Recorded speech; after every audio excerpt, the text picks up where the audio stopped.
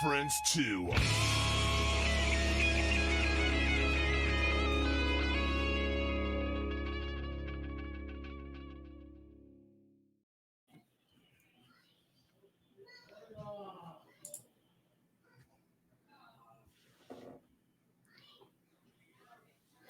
All right, welcome to Bleach Bangs, a holiday special, and we've got 11 After from Topeka, Kansas with us. I just want to take this time to just kind of introduce ourselves, and that way you guys can introduce yourselves to us. I am Randy. I'm in Oklahoma City. Hi, Randy. I'm Ashton, and I'm currently in Oklahoma City. Ashton. And I think that I've met all of you guys once or twice before. Yeah. Maybe a couple times. How you guys doing? Great. We're kind of doing this a little bit different. We usually do this all from different houses, but of course, Ashton's here at my house because tomorrow's Thanksgiving, and we got tons of people in our house. So if you hear screaming in the background, no one's being hurt, I swear. Both ways. I'm Brandon. I'm lead singer and guitarist. I'm Jake, the drummer. I'm James, the great one. I'm Skylar. I play bass. Awesome. So, my wife got to catch you guys at the Dime Store Riot show, and she's like, "Holy crap! They're from Topeka. Freaking John needs to be ashamed of himself. Why haven't they been on the show? Why is it taking so long, John? Come on, John." I'm a slacker. I don't think, Randy, that you can even say that I've ever really had a band from Topeka on. Technically, no, you're right. You're right. So we're the first band from Topeka. I think so. Then we're honored. We'll take that. Yeah. First time for everything. I love it. Number one. So what's the scene like up there in Topeka? It was rainy today. Yeah. Fair. No. The music scene. I mean, I'm pretty sure the trap is where it's at in Topeka. So nice. There's Still. Holding true. Yeah. Oh yeah. Holding true. That's cool. Yeah, Brian does a really good job of making sure that everybody's seen and. Well, we don't have to talk Brian up today. He's on a cruise, so we can skip that. Fuck Brian. All right. I will say, when we've played that bar, and we didn't draw very well, probably because we played there so often over the years.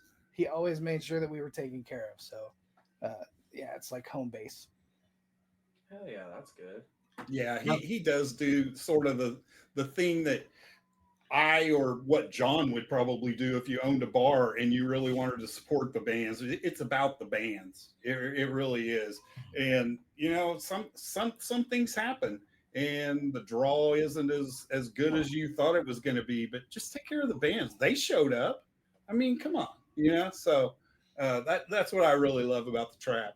They do a really good job of making sure that they're taking care of the bands first. Yeah. Yep. I want to get into some stuff with you guys. First off, I'd like to have you guys give like the people out there in the world a little bit of history about you guys and the band. I feel like I've basically watched you guys grow up over the years, to be honest. Yeah. Like, I don't know if I was there at the very beginning, but I was pretty close, probably. Yeah, we started together in a band out of Overbrook called Headway, and I was the drummer. What? I walked into a gas station, and their bassist at the time was just talking about his band before. It was like, yeah, we just don't have a drummer right now. I'm like, my turn to go up there and pay, and I go, do you have a drum set? He's like, I can get one. I said, okay, well, I could keep a beat. All right. Hired. And that's where I met Skylar and James. And through them, I met Jake out there at the Jam in Carbondale. So we were in Headway for quite a while and parted ways. And so we've been together as 11 After for 14 years. Oh. 2007, I think. We wrote a lot of songs out of our trailer. James and I lived in a trailer just outside of Overbrook. So I think one of our songs we wrote on a Thriftway paper bag in Sharpie. Hey, it After works. construction. It was past. Yeah. Yeah. So we've been, best friends for,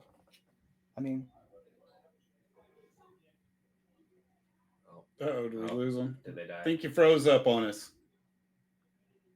I didn't know Elsa was in here. On COVID time. Yep. Oh, there it is. The last drummer got into a pretty bad accident at work and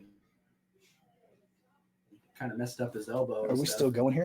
Quit playing and It looks like we're frozen. are we froze up? Can you guys hear us? Yeah, we can hear you We now. can hear you, but it is frozen.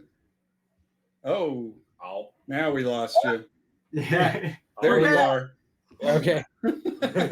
Anyway, He hung around us. You know, he hung around us when we recorded our Dead World album, and he was always in the room just hanging out. And we hit him up after our previous drummer Britt got into his accident and said, "Hey man, you want to come play a couple shows?" Because we had some booked up, and it turned into a permanent deal. And I actually played drums for the guy that runs the studio briefly. So I was around when 11 After was doing their Dead World album in like circa 2018, 2019. Yep. And I was able to hang out. His name is Barry. I was able to hang out with Barry from Rofo and sit in with like the drum editing, and I was getting super familiar with the band and their material.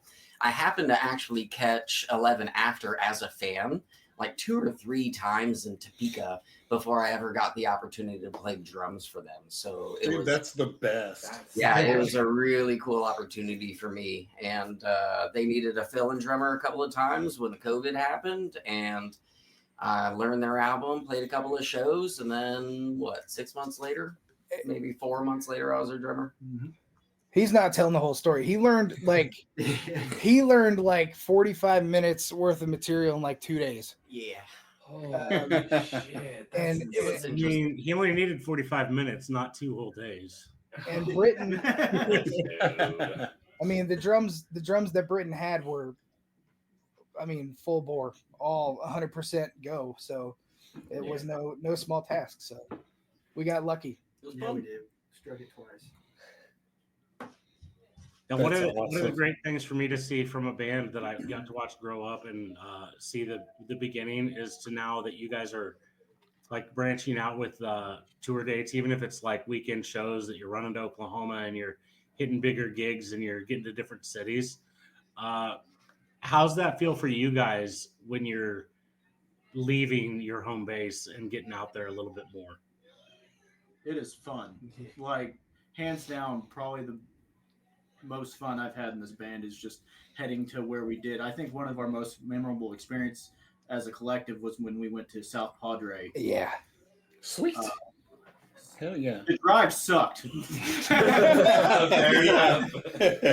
What was that? 16 hours straight. Like, Oh, Because it's 11 minivan. for us in Oklahoma City. that's a whole bunch of fuck that.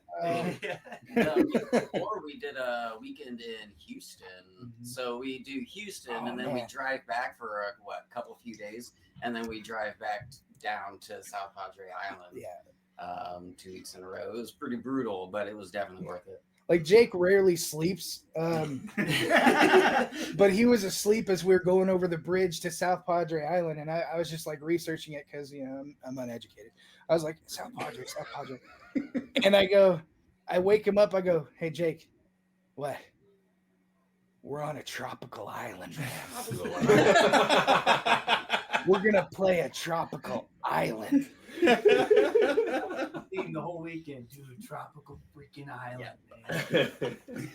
It was fun. We got tan super quick. The next week we were Mile High in Denver and Colorado Springs. Yeah. Yep. That's That- a big change. We've met some awesome bands on that tour. Kira, Nine Left Dead, Almost Guilty, Dime Store Riot. There's too many to name. Beneath the Skin, of course, we knew those guys before, but Drek hung out with us in South Padre. It was a really cool experience, and to say that we've toured now after We've been so wanting many to do years. this for like a decade, and we finally did it. we did it. Hell Yeah. yeah. We want to do it again. Yeah, All the way down to Padre. yeah, Yeah. I wanna go back. Yeah, I would do it. Now, normally, right now, I would say something to Ashton about giving everybody a little taste of the music, but apparently, I have to say something to Randy this evening about giving everybody a little taste of the music. Ashton, jump over there in front of him and take over the computer. Come on, man. Don't tempt me. It's I'll just usually, go right in that it's chair. usually me. I do have something queued up, and I've got Undertow.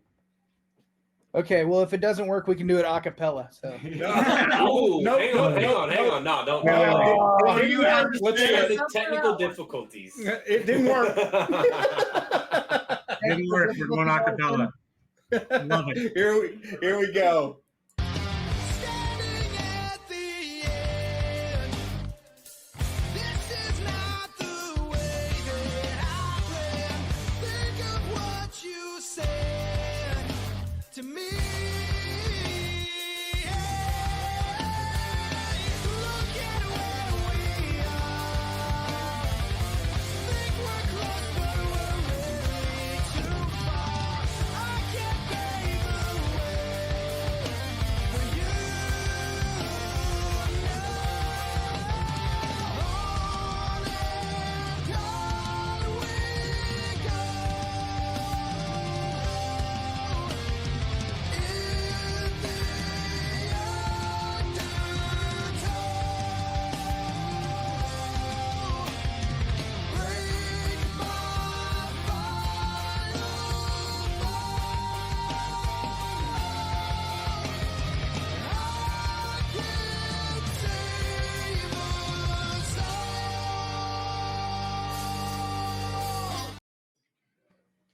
Nice. Hell yeah, guys. Man, Randy, I didn't think you were actually going to play it. I thought we were going acapella. Well, I could see the look on their face. It kind of looked like fear. It kind of looked like fear. They got a lot more detail all of a sudden. we wake up in the morning and we piss excellence. I love that. Oh shit! Yes. Yeah, it's on the table if you want to hear it. It's my job to make everyone as uncomfortable as possible. Oh, you don't even know the two cats we had in standing behind us before. Don't call them. Don't call them. Don't call. You don't want. You don't want. You're about to bat signal them. If you want uncomfortable, they can get us all uncomfortable real fast. Let's get into what's next for you guys. Like recording wise, or your next big tour that you'd have coming up. Anything that's your next big news. What's next on the horizon for you guys now? Well, our next show is December 7th in Leavenworth at Vivo Live. It's called Direct the Halls. We're going to get to play with the Hard Margaret's, I believe, for the first time. Yeah, we've never played with them. We've never played with the Hard Margaret's before, but their music is awesome. But we get to play with the Hard Margaret's, the Stacys, Drek, and Kira. And Kira blew our minds when we saw them first. I think it was in Colorado. Denver, yeah. Denver, We Colorado. played 2 shows in Denver. It was the first one. Yep. But looking forward to that. It's on the 7th, I believe. It starts at 7. Mhm. The 7th at 7. Nice. Easy to remember. And right now we're writing. We just started writing another song in a different tuning than we have in a long time. Change it up. It's in like drop B flat or something. Yeah, something weird. Oh God! I was like, that's heavy. But so we're just writing, and we look forward to getting back into Rofo Records and seeing Barry there for a while and put some more stuff out. And we just released Bury Me, so there's that too. Little teaser. Hell yeah. Hell yeah. And where can everybody find everything 11 After? Do you have a website, or is it just your social media? How does everybody get there? 11afterband.com. And it's got all the links to all of our social and everywhere that you can download music. 11afterband.com. 11 After. So I did read a little bit about how you guys got the name, but can you kind of elaborate on that? Because I thought it was kind of cool, because I've had those days too, where I'm just like, what time is it? It's lunchtime. No, All the time. I kept, I don't know. It's just one of those things where I kept looking at the clock, and I don't know, maybe my mind kept tricking me to look at it at that time, but it happened for a long time. I just kept looking at it like, what time is it? 11 after. What time is it? 11 after. We were scratching our heads pretty hard at the trailer trying to come up with some names, and it was pretty much dog perp. Wasn't going very good. So, Yeah. and we were probably there for a couple of hours, like with notepads, writing stuff down. I think uncalled 4, but like the letter 4 was one of them. I joined the band after you guys named I think it was you, me, and Seth. Seth and Kyle Turwell. Yeah. But yeah, I asked what time it was. I think James was like, it's 11 after. I was like, There we go. Yeah. Sign. like sure, but now everybody's like 11 after what? And I was like, I don't know. The hour. That's all the farther we got. Come watch it. And you freaking tell me. You got a better idea? We used to have this weird thing. It was like when we'd be at a party or something and everybody got quiet, and you would look at the clock and it would either be 10 minutes before or 10 minutes after every fucking time. So I when I heard that story, I was like, I could really relate to that, because I totally get what that is, man, because it'd be like, yep, 10 minutes till 10. Everybody just kind of, it's like the conversation just stops. Everybody just kind of goes. Yeah, that's just like a minute late. I stayed past my welcome 1 minute. I'm like, what time is it? Everybody's gone.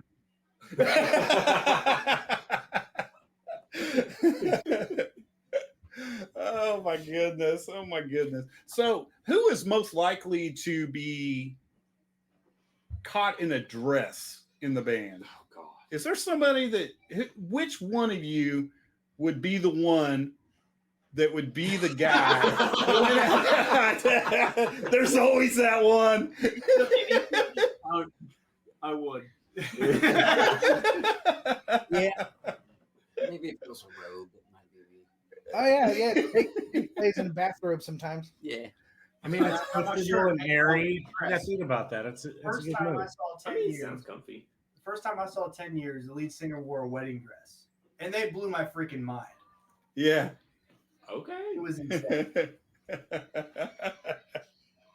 Oh my goodness. So are you releasing singles or do you have plans for an actual album or an EP? What direction are you guys going? I mean, that's something that we kind of decided we'd talk about kind of in this break over the holidays. We've released, I don't know, like 10 singles. And some of them are more just like a radio edit version of it. So, I mean, we have enough to throw those all onto an album and release a different version of a couple of them, maybe remix them. But we do have a few songs that, in the bank that we want to put down. So it's, I don't know, it's kind of up in the air. We'll talk about it and figure it out, but definitely going to be releasing something.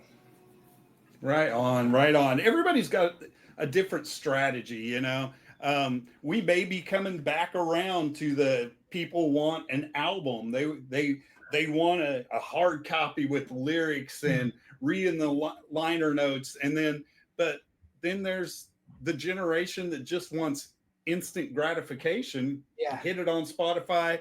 I'm not going to buy a whole damn CD when I just like this song that I know of.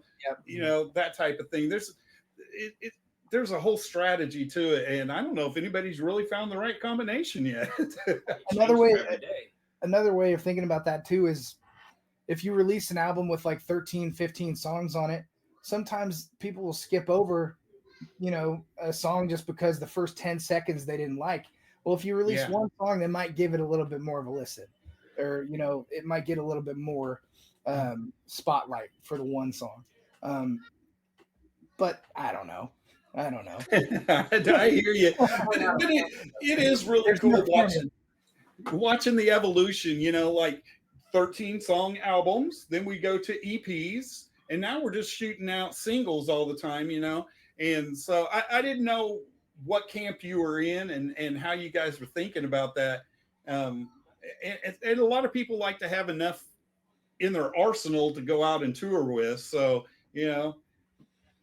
Right. Yeah. We did kind of switch over to just doing the singles. I guess we'll just have to try and keep an ear to the ground, see where it's want to go for music. And we'll go that way, I guess. Main thing is we're just going to try and make music that we love to make and love to play and love to hear. There you go. Right there's the answer right there. That is the answer. So that's our number one goal. We're not going to stick to like a genre or anything like that. We just want to make something that we actually like to play. Yeah. If you guys, each of you have different. We'll figure out the format, whatever. I assume you guys all have a little bit different styles and tastes of music. How does your guys' different styles mesh to what you guys put out? I didn't hear a word you said. I didn't hear a word you just said. It cut out. Oh, Randy, can you hear me? Yeah, I hear you. Oh, okay. Let's try this again. Here we go. Yeah. You guys probably all have way different styles musically and tastes. How does your guys' individual styles mesh into what you guys put out that you guys love together? That's a good question. I feel like Brandon and I have a very similar taste in like what we listen to. So I'm kind of always the yes man when you bring something out. I'm like, yeah, that's great, because it's usually I know James. He has a really good knack for hitting different areas of the melodies with the lead guitar that not a whole lot of other people can do. James has coined his guitar style as the margarine. The margarine. No, it's true. I agree. I really was influenced by like Crossfade and Seether and Stained and then in like towards the back end of that, like Demon Hunter, and then I got into Tool. And Skylar kind of showed me more about like Bullet for My Valentine. Yeah, so I bring like the dad rock to the party. Nothing wrong with that. There ain't a damn thing wrong. That's the good shit. What about you, Jake? I love it. I enjoy listening to stuff like Demon Hunter and Kill Switch and whatnot. That's like my favorite stuff to listen to. But when I started playing drums, I actually learned how to play drums out at a jam. So my biggest influences, like with my style, is like Mitch Mitchell from the Jimi Hendrix Experience or John Bonham.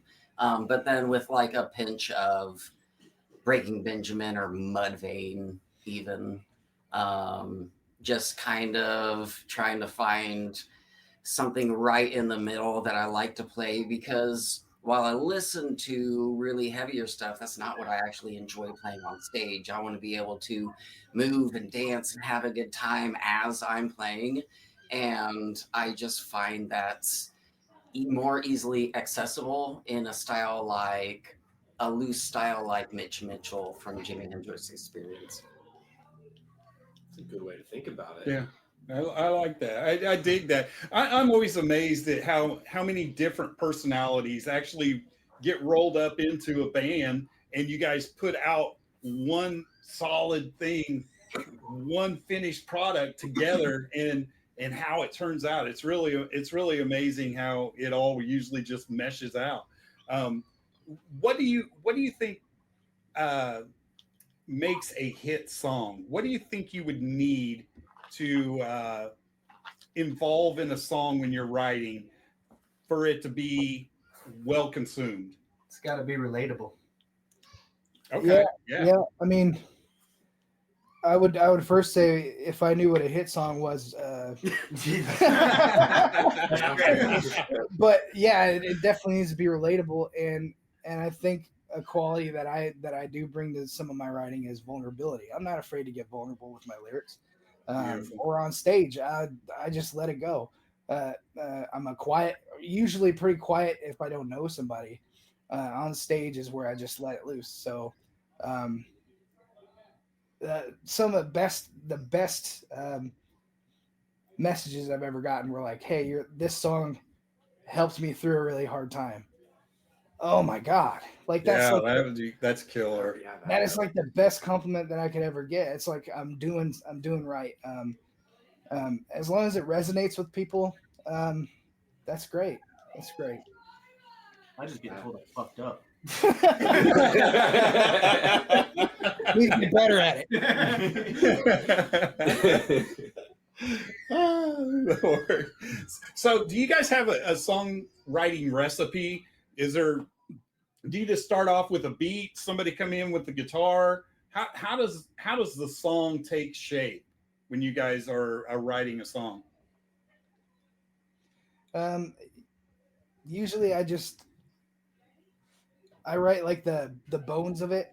I get like the basic melody and the feel for it. Okay. And I bring it in, and I think that's happened with most of them, and they just knock it out of the park.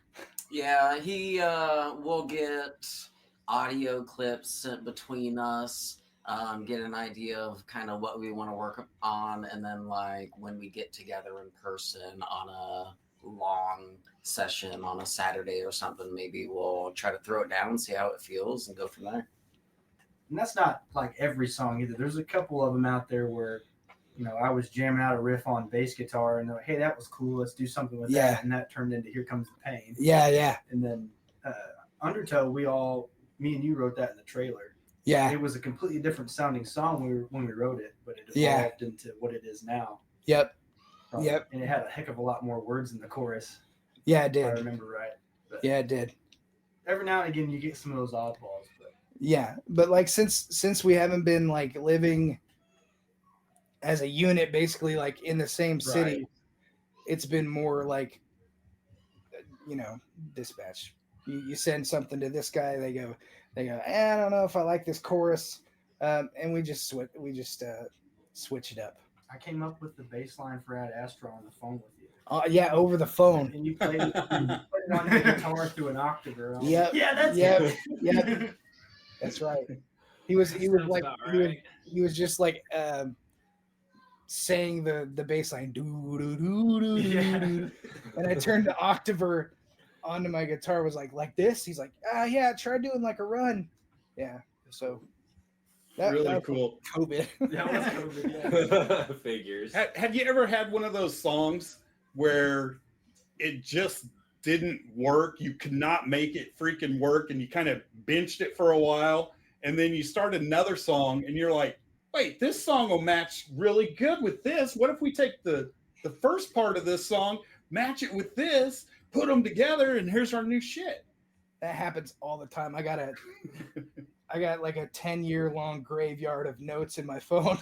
I'm like, I'm stuck, and then I go through, and I'm like, oh, well, what? I think this kind of matches. So yeah, it happens all the time. Happens all the time. That is funny. I love it when I hear people say that. It's like when they were writing it, it was like so good, but it just went nowhere. They couldn't get it to crescendo, and then they just like put it over here, and then a little bit later, whether 6 months or a year later, they're just like, wait a minute, what about that other song? If I Pocket. seen that happen a lot. Yeah, there's a lot of riffs that are out in limbo right now that'll probably come back. It's a good problem to have. Yeah. It is. Really cool, really cool. Well, thank you guys so much for joining us tonight. I really appreciate it, and I can't wait to see what you guys have to do in the years coming. And definitely let us know when you have something new out, and we would love to have you back on. Oh, absolutely. Oh, yeah, Thank you appreciate guys so much for having us here. It means a lot. We saw the dime store one, and we're like, Thank you. thank you guys for having us. So much. Thank you. You have a good evening. Happy Thanksgiving. Happy Thanksgiving. Happy Thanksgiving. Happy Thanksgiving. Good catch. Go eat some turkey. It took her. See you guys.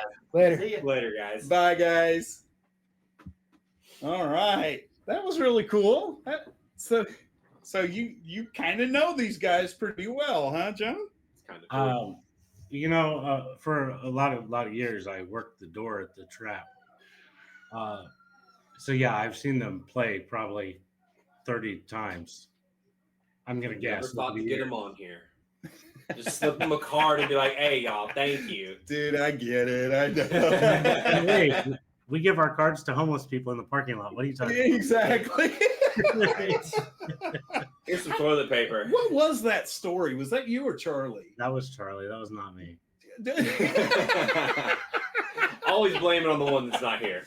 Oh my goodness! I can't remember how that like happened. Giving a card to a homeless guy out in the parking lot.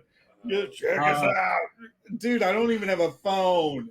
I would like to say that I know that I put a card in Kip Winger's hand and one in George Lynch's hand for sure. Oh, and Lizzie Borden. No, Yeah. So I'd just like to say I knew who to give cards to, even if they looked at me like I was insane. I still did it. Oh my goodness! Hey, miss every shot you don't take.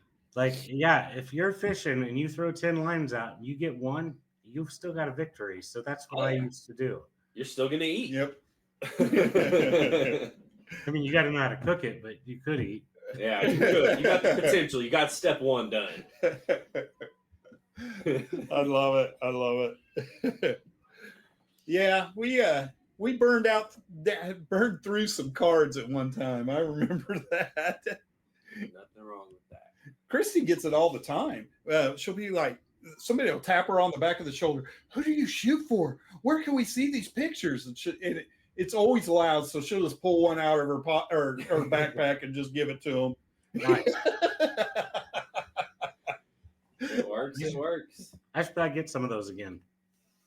Yeah, I need to update I the think ones that we've got. I've got a handful of them on my computer desk.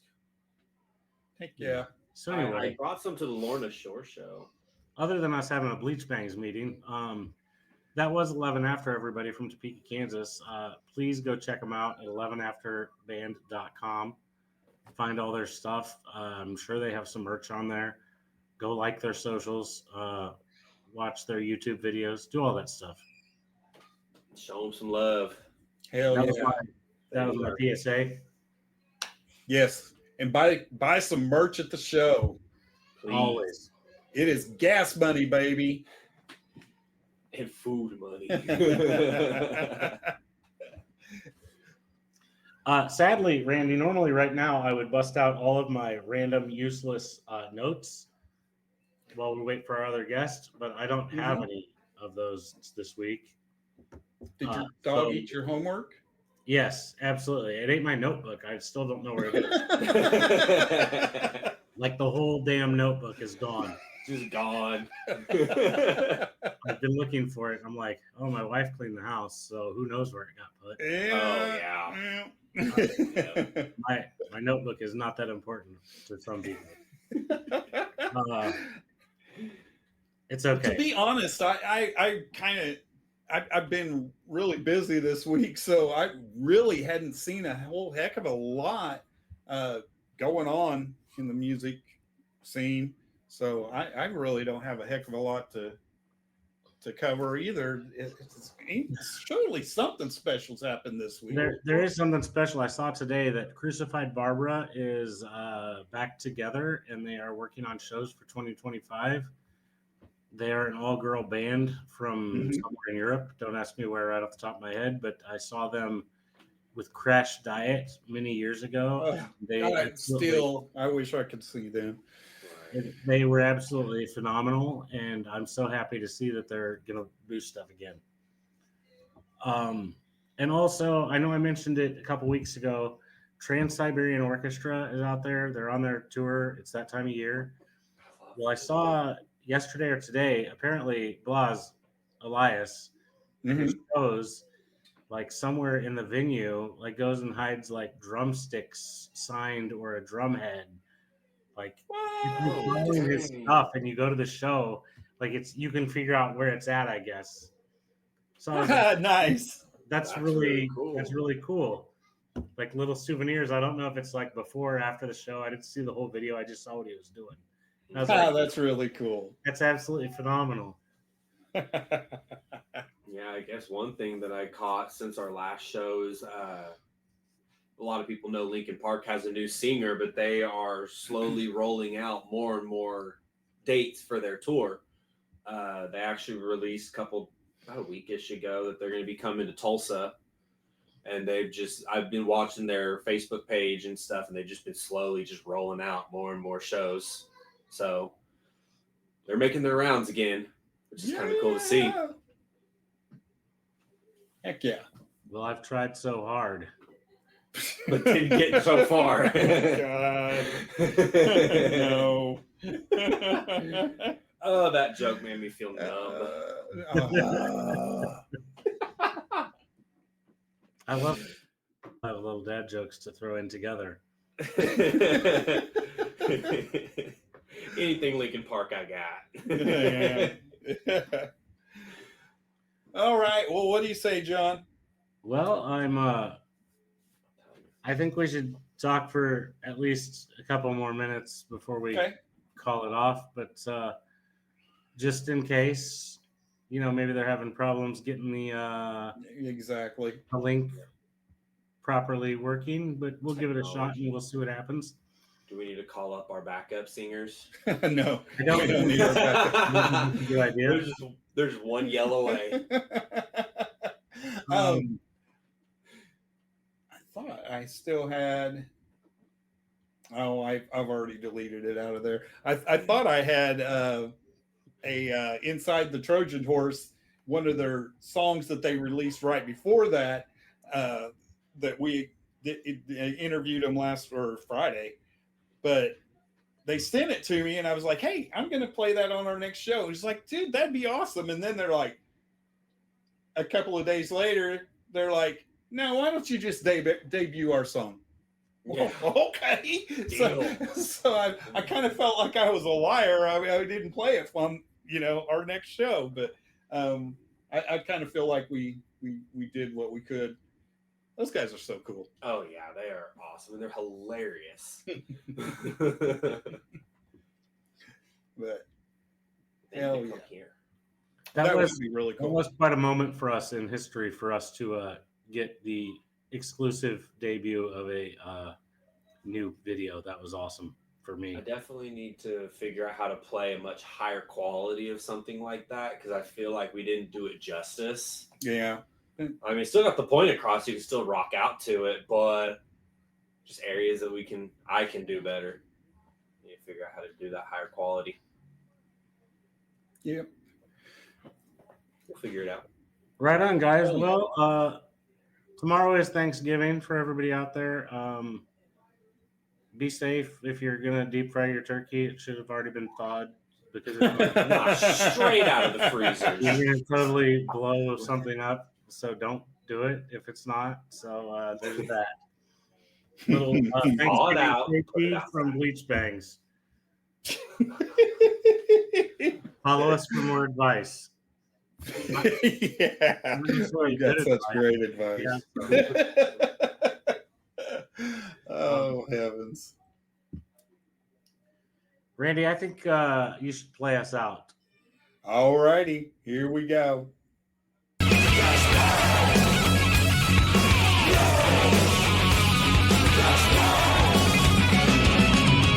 bang your ugly friends too.